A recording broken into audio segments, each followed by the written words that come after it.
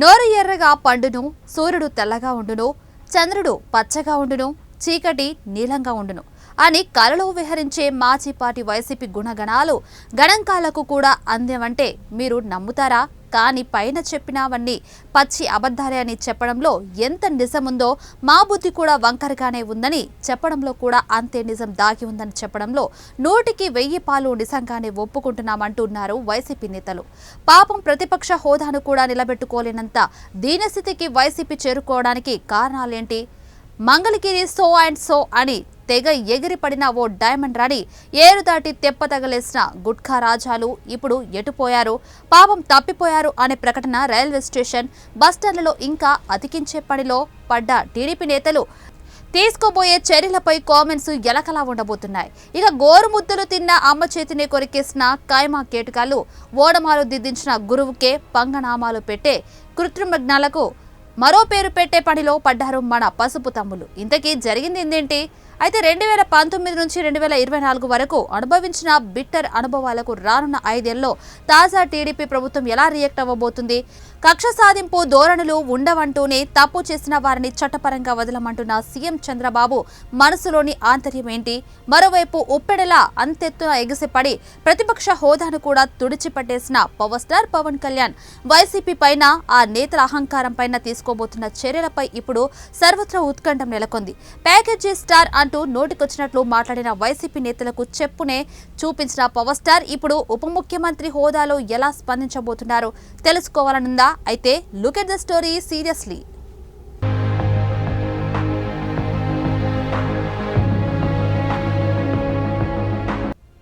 2014 నుంచి 2019 వరకు వైసీపీ పార్టీలో కొంత నిరాశ, నిస్పృహ కనిపించింది.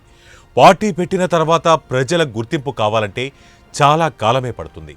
ఇక్కడ వైసీపీకి అడ్వాంటేజ్ మాత్రం వైఎస్ఆర్ క్రెడిబిలిటీ ఒక్కటి మాత్రమే అనేది జగమెరిగిన నగ్న సత్యం. ఇప్పటికైనా ఏపీలో ఎవరిని కదిలించినా వైఎస్ఆర్ వారసుడు, అందుకే ఆయనను 2019లో కావాలని కోరుకున్నారంటున్నారు.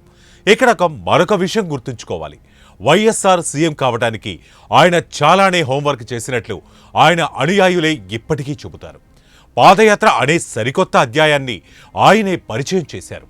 ప్రతి ఊరు, ప్రతి వాడ, ప్రతి ఇల్లు, ప్రతి మనిషిని పలకరిస్తూ వారిని ఆకట్టుకునే విధంగా ప్రత్యేకమైన ప్రణాళికనే ఆయన రచించుకున్నారు. ఆ పద్ధతే ఆయన్ను అందనాలు ఎక్కించాయి. ఎప్పటికీ వైఎస్ఆర్ అంటే ఓ వ్యక్తిగా కాదు, ఒక శక్తిగా ఆయన్ని అభిమానించే కార్యకర్తల గుండెల్లో శాశ్వతంగా కొలువైపోయారు అనటంలో సందేహం లేదు. నియోజకవర్గాలు మొత్తం 11 జగన్ ఖాతాల్లో జమ అయ్యాయనే చెప్పాలి. నవ్వుకుంటూ పోతే ప్లాన్ లేకుండా పరిపాలన సాగించిన జగన్ అటు ఉద్యోగుల పీఆర్సీ లాంటి వివాదంతో పాటు ఇటు అంగన్వాడీ కార్యకర్తల డిమాండ్లు జగన్ చెవికి ఎక్కిన పాపాన పోలేదనేది పలువురి అభిప్రాయం. దాంతో మిగతా డిపార్ట్మెంట్ ఉద్యోగులు కూడా వైసీపీకి అగెనెస్ట్ గా మారారనేది తాజా సర్వేల్లో వెలువడుతున్న అంచనాలు. ఈ నేపథ్యంలో ఎన్ఆర్ఐల నుంచి మొదలు పెడితే ఇతర రాష్ట్రాల్లో స్థిరపడిన తెలుగు ఏపీ వాసులు పనిగట్టుకుని మరీ వచ్చి ఓటు వేశారని చంద్రబాబు స్వయంగా ప్రకటించడం సర్వత్రా ఆశ్చర్యానికి గురిచేస్తుంది. ఈ పరిస్థితులను అవకాశాలుగా చేసుకున్న విపక్ష పార్టీలు జనసేన, తెలుగుదేశం అధికార పార్టీపై విరుచుకుపడ్డాయి.